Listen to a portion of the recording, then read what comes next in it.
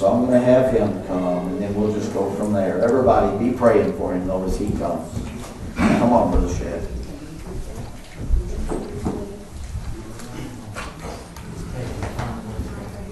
Lord, we bless him. Everybody pray for him. I definitely need your prayers this morning. I'm very thankful to be here. Lord, we bless him. I already feel blessed just looking out and seeing faces that I haven't seen in a long time. Yeah. You know, I've had probably one of the best weeks of my life this week. But I've also had a bad week. You know,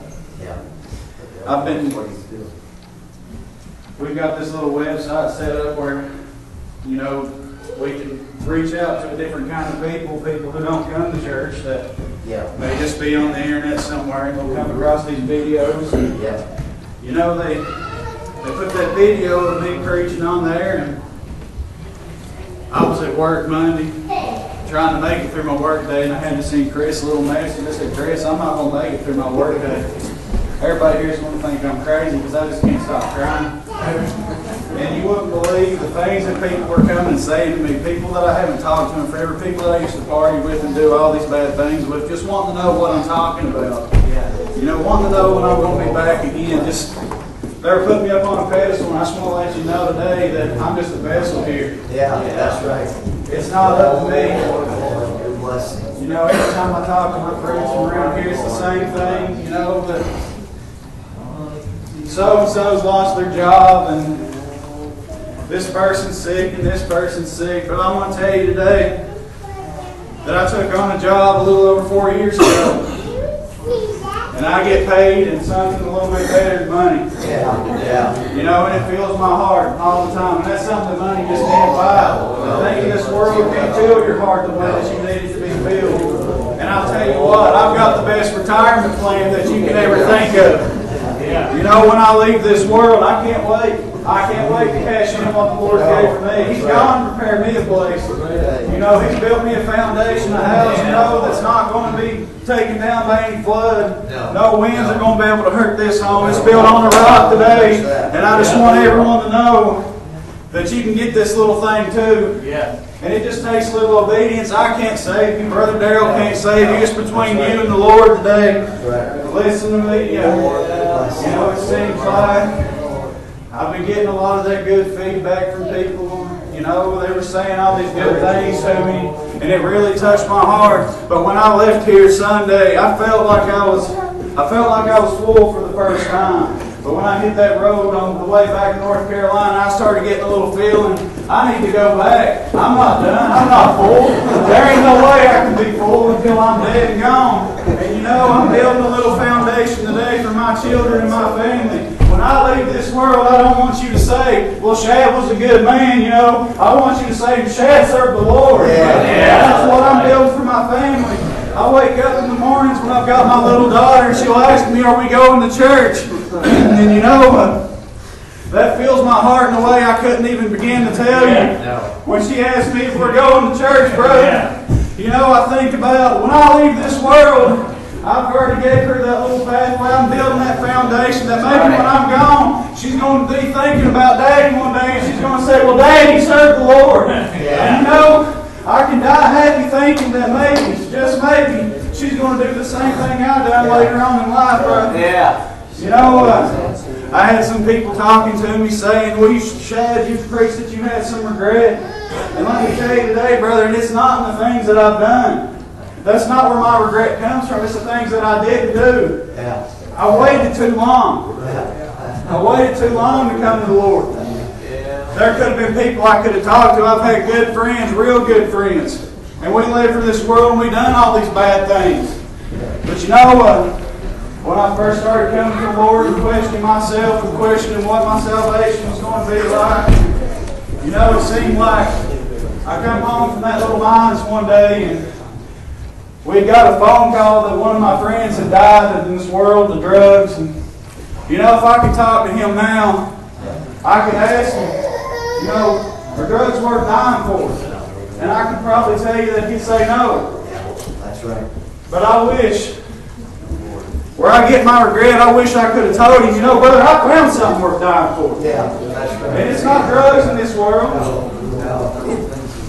You know, I can think back to looking down on him, looking down on a lot of family members. And I've just got faith in this thing. That's all I've got. There's a lot of things I don't know, and I'm never going to know it all until I'm gone. That's when I'll get my understanding, my full understanding. But I've got faith in certain people, and I want people to have that faith in me. You know, I don't know anyone's heart today. I don't know Brother Daryl's heart. He don't know mine. But we go by the fruit of everyone's works today. What kind of example are you setting today for your children and your friends and your family? You know, and I had an old time praying grandmother. I have the confidence. She's dead and gone now, but I have that confidence. I have that faith that maybe I'm going to see her again one day. But some of these friends and some of these other family members I've had go, I don't know. And that's a horrible feeling. Yes, it is. You know, when I first started coming to the Lord, I moved down to Tennessee. I left my home here in Kentucky because I had to make my own way. You know, and it seemed like I hadn't been down there too long, and I'd already been in church, but I hadn't been doing the things that I should have been doing. There should have been more people I should have talked to. And I'm never going to be able to talk to everybody. But you know, I'm going to try. I'm going to try to touch everybody that I can, but it seemed like I wasn't down in Tennessee very long. And I get a phone call one night, you know, and I got a call that one of my best friends had been in a mining accident. And they didn't know what the situation was, whether he was going to make it or not. And I just couldn't help but think, what have I done? Why haven't I talked to him yet? You know? And I thank God he's here today and that he's still alive. But you know, you could ask him right now, what's the first thing that Shad says to you when he calls you every other day? Are you going to church with me this weekend? And that's the example I want you to set today. A lot of people that I'm talking to, you brothers pray for me. A lot of people that I've been talking to say, well, Shad, I'm not good enough. And that's the way a lot of us feel, and we're not probably going to be good enough. But I'll tell you what, I serve a merciful Lord today. You know, when you think that you're not good enough, I want you to look up here at these crossings. I want you to think about when they crucified my Lord. They mocked him. They put him up on this cross, brother. And he looked down on these people and he said, forgive them, Father, for they don't know what they do. And you know, he wasn't just hung by himself. He had two little thieves on each side of him. One of them mocked him, but the other. He said, remember me when you enter into your kingdom. And he told that man, he said, today you will be with me in paradise. What are you waiting on today? If you think you're too bad, think about these men who were dying on the cross. This man that looked at my Lord and got forgiveness right there. You're never going to be good enough. But I'll tell you what, there's only one thing that's going to make this all better, and that's your salvation. And that's between you and the Lord. That's not between you and me, you and Daryl, you and anybody. This is something you got to do on your own. And I'll tell you what, you can say, maybe the Lord's not listening. I'll tell you what today, the Lord's there, but where are you? He was, when I first started questioning things, he was there. From day one. The first time I started questioning myself. You brothers, go ahead and get you the song. And he does well. You know, I don't know everything about this. I don't. And I don't think there's anybody here that does. I'll tell you today, all the sins that I used to take pleasure in, and all the things I used to do, I've never found a greater pleasure than in my Lord today.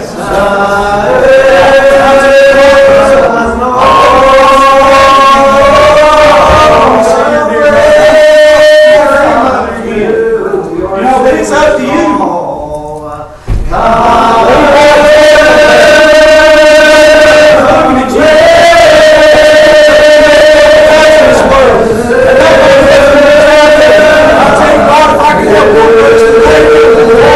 My life would be worth it. I'd happily give my life right here today.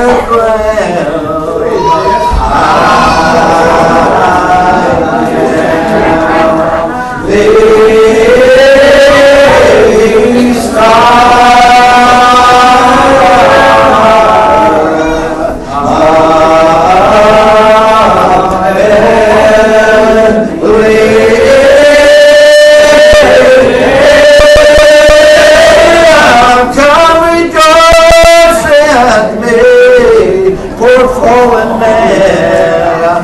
Come